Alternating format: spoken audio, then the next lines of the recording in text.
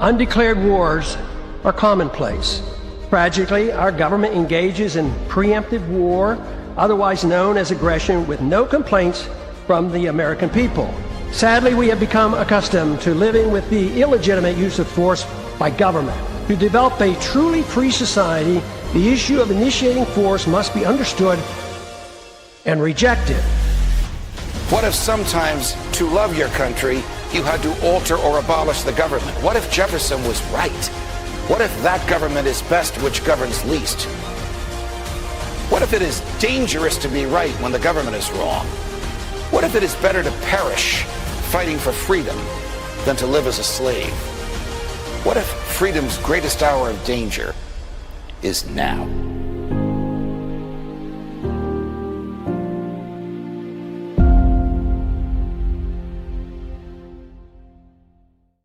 Hi, everyone. Judge Andrew Napolitano here for Judging Freedom. Today is Monday, January 19th, 2026. Scott Ritter will be with us in just a moment on this very intriguing topic. Is it time to consider reestablishing the Cold War? But first this. History tells us every market eventually falls. Currencies collapse. And look at where we are now. 38 trillion in national debt. Stocks at record highs defying gravity. So what happens next? Groceries, gas, housing, everything's going up. And this dollar, it buys less every day. When the system breaks, your stocks won't save you and your dollars won't either. But one thing will: gold. I've said it on my show for years. Gold survives collapse. Central bankers know this and billionaires know it. That's why they're buying more. Is it too late to buy, or is it just the right time? Call my friends at Lear Capital to find out. Ask questions, get the free information. There's no pressure, and that's why I buy my gold and silver from Lear. And right now, you can get up to $20,000 in bonus metals with a qualified purchase. Call 800-511-4620 or go to LearJudgeNap.com today. Scott Ritter, welcome, my dear friend. Again, as always, thank you for accommodating my schedule. Before we get to your very intriguing piece about should we be thinking about the Cold War, just one or two questions to follow up on what we discussed on Friday. Did the CIA and MI6 and Mossad bungle the effort to create a 1953-style coup in Iran, or did the Iranian intelligence outsmart them, or both? I think it's a combination of the two. Look, the Iranians know and have known for some time that the hostile intelligence services have been seeking to exploit the fractures that exist in Iranian society, mainly ethnic fractures. You have Azeris in the north, you have the Kurds, you have Arabs, you have the Baluch, you have also ideological, the MEK, the monarchists. There's significant fractures inside Iran.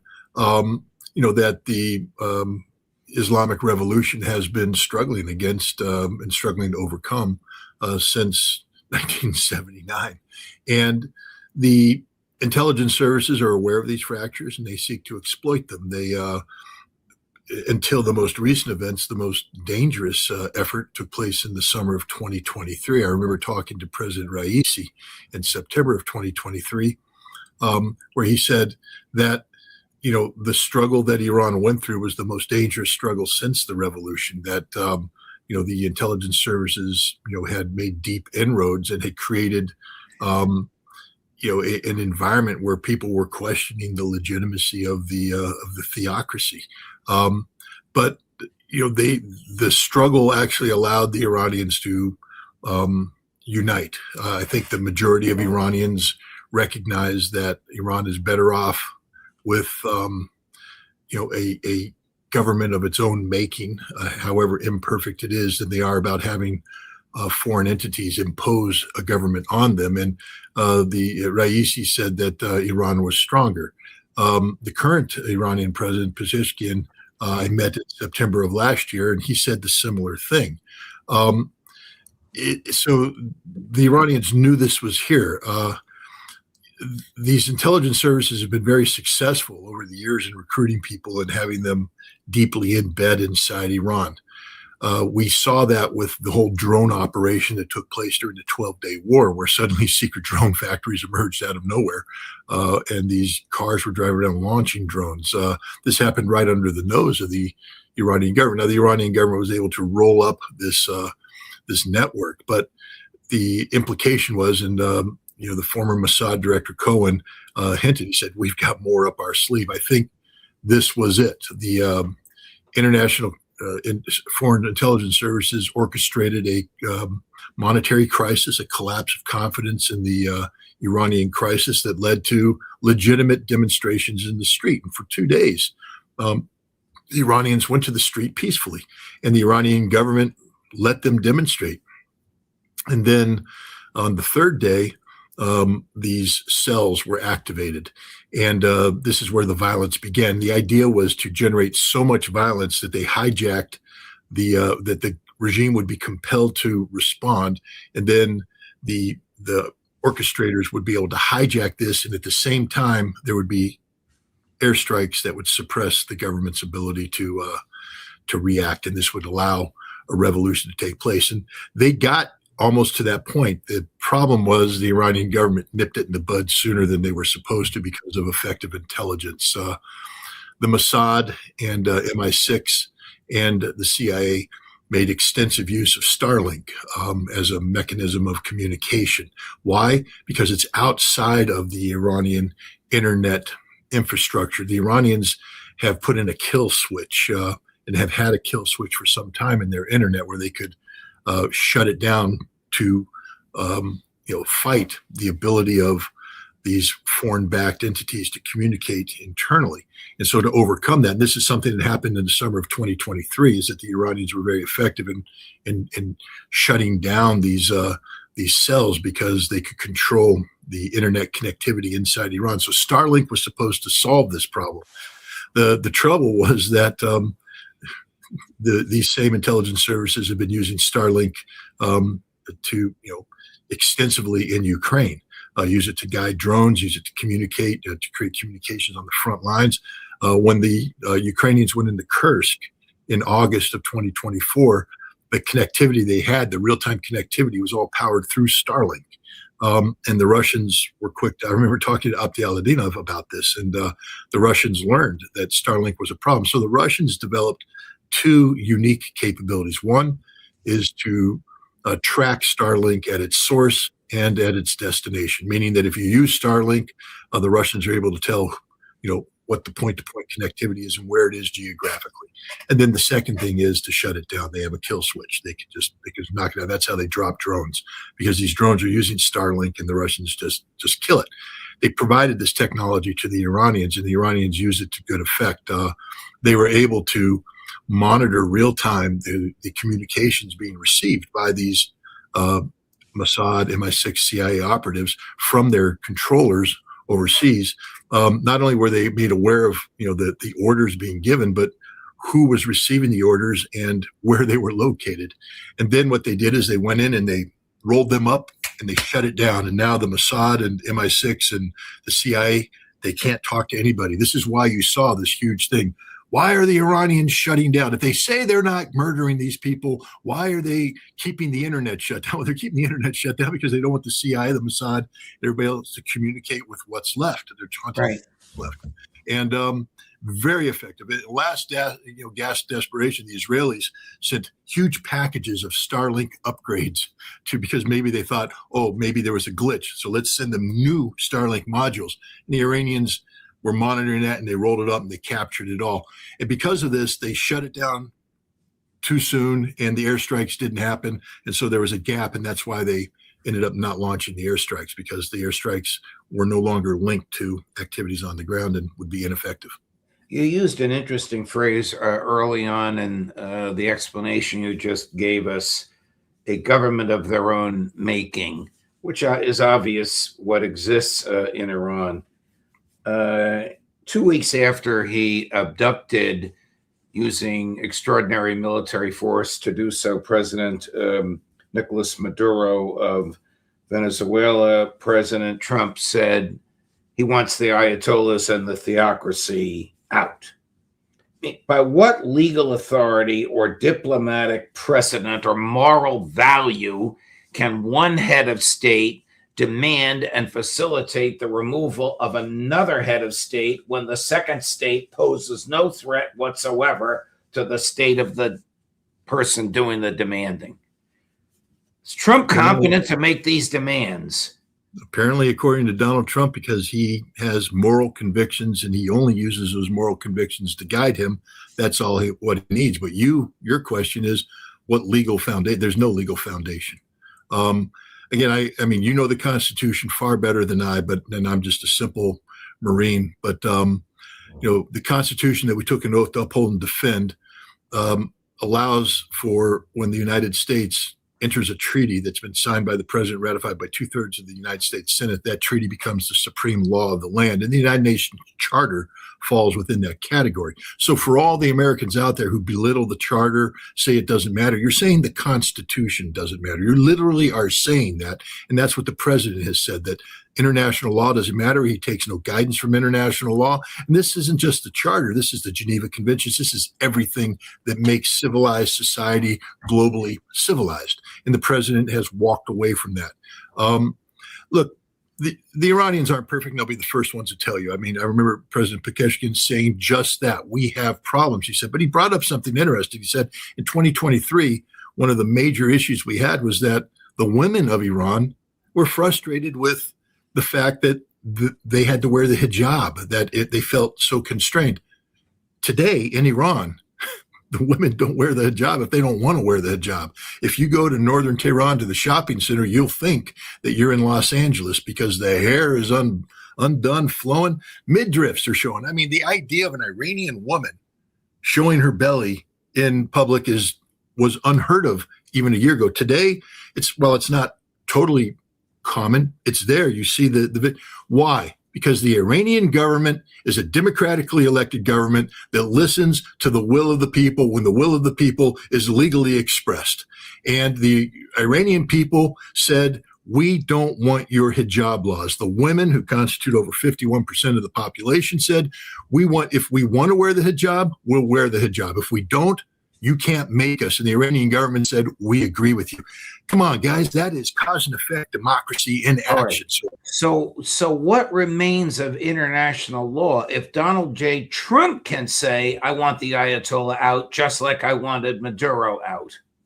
Nothing, because and we can see this now. We see other nations that previously embraced the rule of law, Russia, in fact. We now have people in Russia of note, not in the government yet, but people who advise the government or close to the government, saying it's time for Russia to start playing by the law of the jungle as well, because they feel that the United States gains too much advantage going out there and not paying any price. They say maybe it's time for Russia. And if China and Russia decide that international law no longer matters, we are in the jungle. And then it becomes might makes right. And I have to tell Americans again, just keep in mind who the president's been beating up on lately. Venezuela, Greenland. Who did he back away from? Iran. Why? Because they were going to kick his butt. And he knows it. Russia, he backs away from. The president, we don't have the strength that everybody thinks we have. We have limited strength. And the president right now is very good at bullying people who can't fight back. But if we want to enter the law of the jungle, then Shere Khan, the big tiger, you got to take on Shere Khan. And we can't take on Shere Khan right now.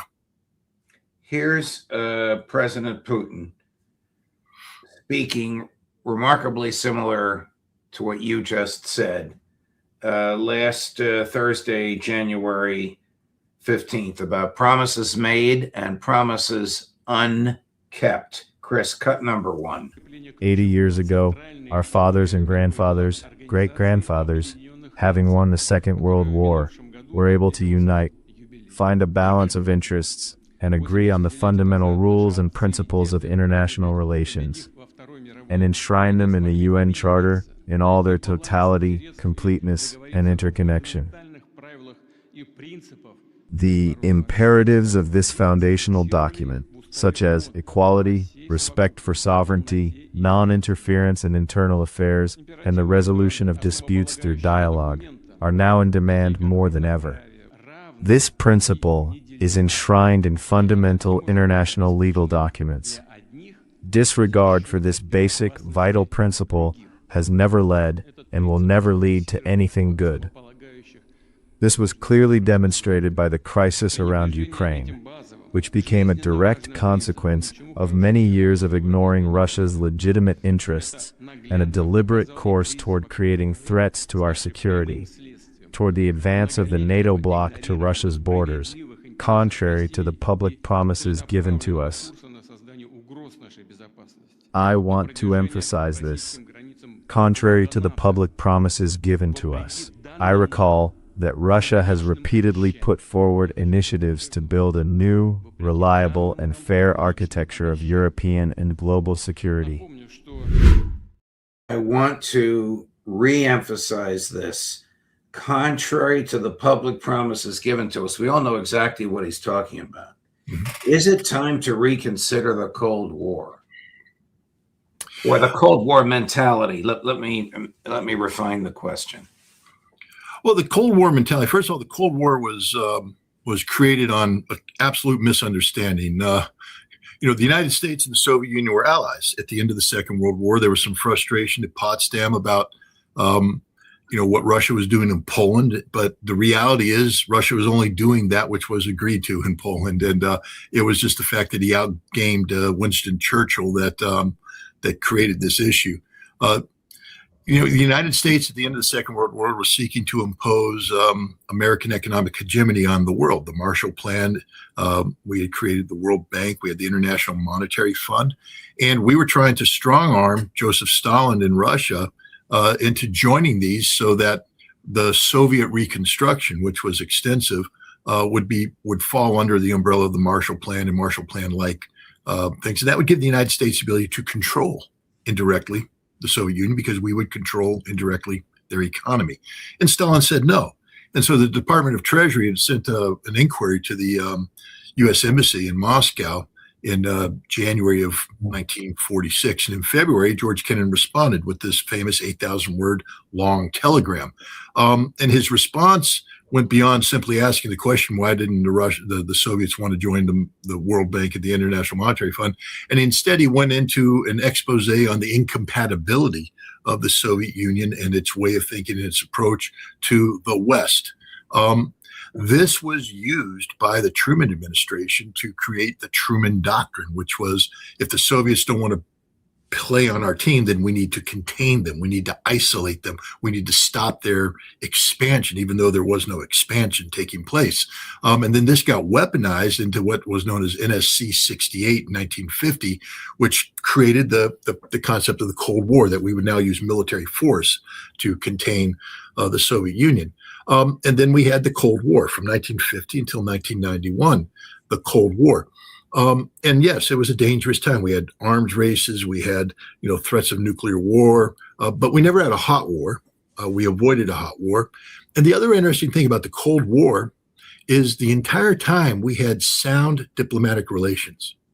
I just want to point out that during the time of Joe Biden, we weren't even talking to the Russians. We had diplomatic relations. I knew the Russian ambassador Anatoly Antonov very well, and his frustration about not having interaction with the U.S. government, with the State Department, with just basically sitting in Washington, D.C., it was palpable. During the Cold War, we always had diplomatic relations with the Soviets.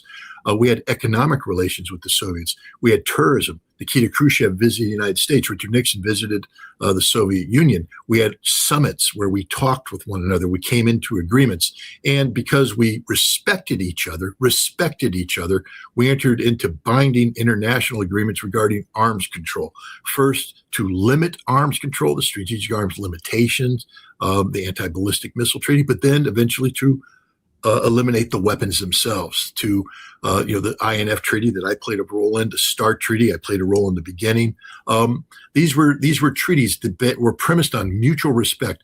We had foreign area officers in the military and foreign service officers in the State Department who were genuine experts on the Soviet Union, on Russia, not because we loved them. Heck, we were at a Cold War, but because we needed to know the whole truth and nothing but the truth about these people that we were ideologically up against. And so the officers that I dealt with, the colonels, lieutenant colonels, that I dealt with on our side when we were doing the arms control treaty, these were genuine experts.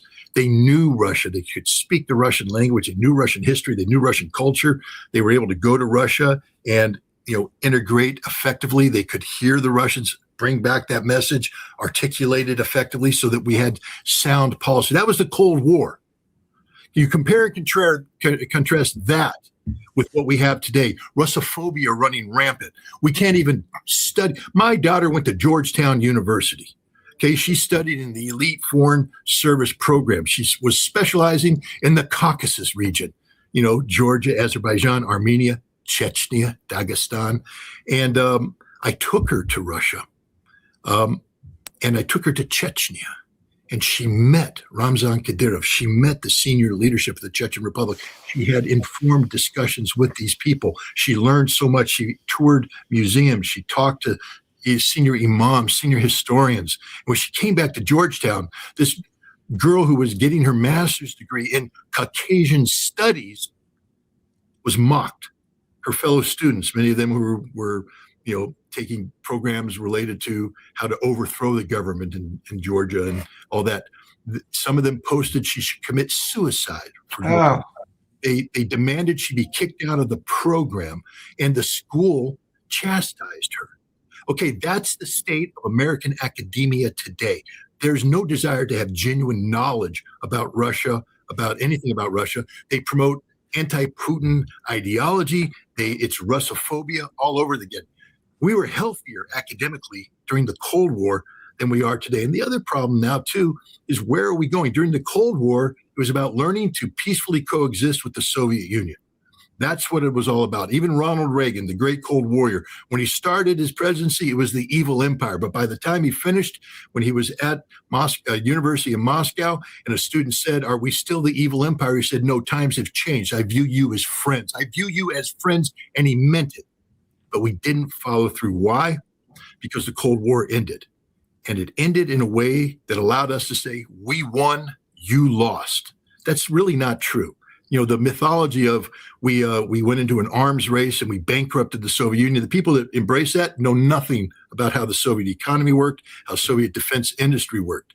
The Soviet Union failed because Mikhail Gorbachev mismanaged his perestroika revolution. And he basically broke the system and had nothing to replace it, and it collapsed. But we didn't reach out a helping hand to say, hey, let me help you up, friend. We put our foot on their neck and we said, you're staying down. And the decade of the 90s was all about the United States, keeping Russia down, keeping Russia weak, trying to break Russia up to end Russia's ability to rise up and challenge us again like they did during the Soviet Union. That's the truth. That's the legacy of the Cold War. A failed relationship. And when Vladimir Putin came out in 2000 and said, nah, we're standing up, we're dusting ourselves off, and we're going to be the equals. He taught Russians to fall in love with Russia again, to be proud of Russia. And he said, we will not be kneeling before anybody. We're not trying to be above you, but we're certainly not going to kneel. All of the Cold Warriors who won the Cold War for the United States resented that. They've resented Vladimir Putin, and they've been seeking to remove him from power ever since. And the hatred for Vladimir Putin, because Vladimir Putin refuses to yield, has led to the situation we are today. We have a situation where the President of the United States tried to kill Vladimir Putin on December 29th. We need to go back to the Cold War. Why? Because, first of all, we have to learn to respect Russia again. Second of all, by having an adversarial relationship with Russia, we will be compelled to learn the reality of Russia, just like we did in the past, to re-educate ourselves about the truth about Russia. And then once we learn to respect Russia, let's end the Cold War the right way, with two equal powers, shaking hands, mutual respect, trustworthiness. The United States can't be trusted at all. If we can reset, we'd have to go back in time, like Back to the Future. But if we can get up to the point where we can reset so that when the Cold War 2.0 ends, and it's not with one side winning, the other side losing, it's with both sides saying, no more Cold War, let's be friends. Let's truly be friends and move forward together. That's why I propose a new Cold War, because what's happening right now, we're broke. How can we be trusted? Our president was in a conversation with the Russian president that was designed to hold him in place while the Ukrainians sent 91 drones to kill him. That's just not the way nation states work. We are not serious about peace with Russia. We have a CIA director that is fully engaged in a covert war to bring down bring down Russia. We have a secretary of treasury whose number one purpose is to impose sanctions that break the Russian economy. This is not language of peace, love, and happiness. The spirit of Alaska turns out to have been a fraud. And so rather than play these dangerous games, because as Vladimir Putin said in his speech, promises were made and promises were not kept. A lot of promises are being made today, and they're not going to be kept because the United States is not a trustworthy partner. We need a new Cold War so that we can relearn what it means to treat the Russians with respect. And then, and only then, can we possibly be the trustworthy partner Russia needs to live in peace. Segueing to that massive landmass that exists between Russia and the United States, will the Kremlin encourage the Greenland talk in order to watch the slow disintegration of NATO? Well, it's curious. Peskov came out and said, one way or another, Trump's going down in history. It's a curious statement. He said, this doesn't mean good or bad. It just means if Trump takes Greenland, he will go down in history. And the implication is that Trump is going to break everything that existed previously in terms of U.S.-European relations. The Russians have never been for that. You heard Vladimir Putin say, we have tried over and over again to create a framework, a security framework between Europe and Russia, the United States and Russia. A security framework is one that's premised on the notion that both sides have legitimate interests that must be respected. The Russians live next door to Europe. They don't want to destabilize Europe. They would like a Europe that has its act together. They would like a Europe that is thriving, because a thriving Europe, therefore, can be more easily linked to a thriving Russia. And yet, on the other hand, you're looking at the United States that is using NATO as an extension of American foreign policy, and the American foreign policy is singularly geared towards the strategic defeat of Russia. And so sometimes they say the best course of it, if the enemy is doing what you want them to do, don't get in their way. And right now, the Russians view NATO as an existential threat. And what Donald Trump is doing could lead to the dissolution of NATO and the elimination of this existential threat without Russia having to lift a finger. So I think the Russians will continue to articulate in favor of international law because, as Vladimir Putin said, that's what makes civilized society civilized. But if the relationship between the United States and Europe is so poisoned that Greenland is even possible, it's not Russia's job to fix that relationship. It's Russia's job to be ready to step in when that relationship collapses and do what's necessary to secure the interests of Russia. And what I think you'll see is that there will be a race between the United States and Russia to curry the favor of individual European nations as the European Union collapses and as NATO disintegrates. Here's the comment, actually earlier today, this morning, Moscow time, from Peskov. Chris, cut number 9. However, there are international experts who believe that if Trump resolves the issue of Greenland's annexation, he will undoubtedly go down in history, and not only in the history of the United States, but in world history as well.